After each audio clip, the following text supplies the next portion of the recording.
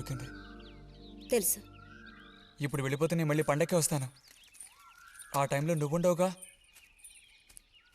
అక్కడికి వెళ్ళిపోతావుగా, ఎక్కడికి? మీ అత్తగారింటికి. వెళ్ళడానికి ముందు నీతో ఒక ముఖ్యమైన విషయం చెప్పాలి. ఏం చెప్పాలి బుజ్జి? సాయంత్రం వస్తావా నాగశిల్పాల దగ్గరికి?